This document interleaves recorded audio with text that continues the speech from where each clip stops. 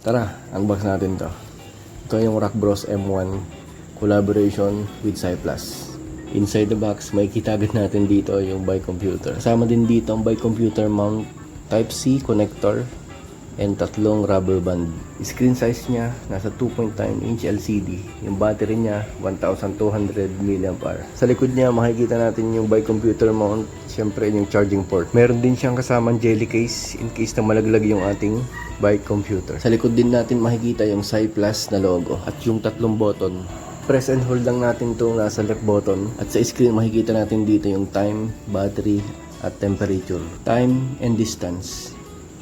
Sa right side button, press and hold lang natin. Lalabas dito yung C2 for sensor connection. Click ulit natin, lalabas dito yung C3. Sa C3, lalabas dito yung wheel circumference. At ang C4, para to sa time zone. Sa C5 naman, ito yung speed unit or kilometer per hour. At sa C6, dito makikita yung temperature kung degree or Fahrenheit.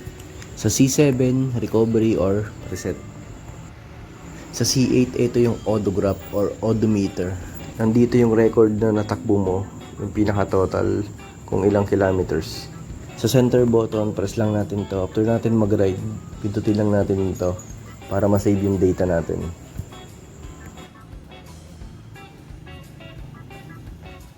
At na-try ko na nga din pala to kanina.